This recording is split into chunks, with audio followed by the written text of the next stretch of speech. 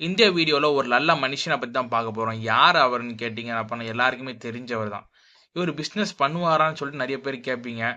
ஆனா பிசினஸ் பண்றாரா இல்லையான்னு சொல்லிட்டு நான் சொல்லல. பட் இவரோட விஷயத்த பத்தி சொல்லுவோம். Mike Tyson. ரீசென்ட்டா மேட்ச் நடந்திருக்கு. அந்த மேட்ச்ல மைக் டைசன் தோத்துருக்காரு. ஆனா இவரோட இன்ஸ்பைரிங்கான பெர்சன் சொல்லுவோமா? இவரு பிராக்டிஸ் பண்ற விஷயத்துல ரொம்ப கில்லாடின்னு சொல்லலாம். இவர் வந்து சின்ன வயசுலேருந்து ஒரு சாதாரண ஃபேமிலில பிறந்தாலும், இவர் வாழ்க்கையில முன்னேறணும்னு சொல்லிட்டு அந்த குறிக்கோளோட வச்சிருக்காரு.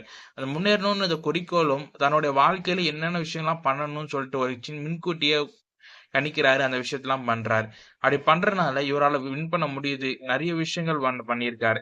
இவர் பிசினஸும் இவர் ரன் பண்றாரு. அந்த பிசினஸ இந்த பெர்சனல் பிராண்டிங் மூலமா கொண்டு வந்திருக்காரு. அவரோட பெர்சனல் பிராண்டிங் வந்து எப்படி கொண்டு வந்தார் அப்பன்னா, இவரு பார்க்கறதுக்கே நெறைய பேர் பயப்படுவாங்க. ஏன்னா, அந்த அளவுக்கு இவரோட மேல வந்து ஆம் பயம், இந்த மாரி நெறைய விஷயங்கள் இருக்கு. இவரோட விஷயங்கள் எல்லாமே நெறைய வந்து மக்களுக்கு பிடிக்கும். இவரோட ஹார்ட் ஒர்க் எல்லாமே. இத்தனைக்கும் அது பாக்ஸரா இருந்தாலுமே நெறைய பேருக்கு அவர் ஃபேன்ஸ் இருக்காங்க. எப்படி அப்படி சொல்றேன்னா, அந்த விஷயத்த நெறைய விஷயங்கள் அவர் பண்ணியிருக்கனால, சின்ன வயசுலேருந்து ஹார்ட் ஒர்க் பண்ணி நெக்ஸ்ட் லெவலுக்கு போணும் அப்படின்னு ஆசைப்பட்டதுனால, மைக் டைசன் இந்த அளவுக்கு இருக்காரு. அவரு ஒரு சின்ன ஒரு ஸ்ட்ராட்டஜி சொல்லுவான். ஒரு மனிதன அடிக்கணும், நாளைக்கு போட்டி இருக்கு அப்படின்னா, அவர் என்ன பண்ணுவாரு அப்படின்னா, முந்தின நாள் நைட்டே வந்து எப்படி அடிக்கிறது அப்படின்னு பார்த்து, நெக்ஸ்ட் ஒரு பிராக்டிஸ வந்து இன்னும் முன்னாடி ஸ்டார்ட் பண்ணாரு. ஃபார் எக்ஸாம்பிள் ஒன் டைம் கேட்டாங்களாம், உங்க பிராக்டிஸ் எதிராளி வந்து 12 மணிக்கு ஸ்டார்ட் பண்றாரு அப்படின்னா உங்க பிராக்டிஸ், நீங்க எத்தனை மணிக்கு ஸ்டார்ட் பண்ணீங்க? அதுக்கு முன்னாடி 11 மணிக்கே நான் ஸ்டார்ட் பண்ணிருவேன் பிராக்டிஸ் எல்லாமே.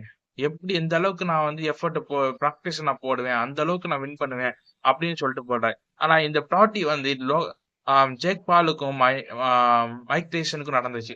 ஆனா ஜேக் பால் 28 வயசு தான் ஆகுதுன்னு சொல்றாங்க. ஆனா மைக் டைசனுக்கு 58 வயசு ஆகுது. இந்த போட்டி நியாயமான போட்டியா அப்படின்னு கொஸ்டின் மார்க் தான்.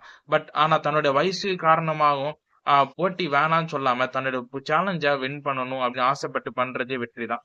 இந்த மாதிரி மைக் டைசன் மாதிரி நம்ம முடியாதுன்னு சொல்லிட்டு கிவ் அப் பண்ணாம தன்னோட முடிஞ்சா என்ன பண்ண முடியும்னு சொல்லிட்டு பார்த்து வின் பண்ணணும் அப்படின்னு தான் வாழ்க்கை.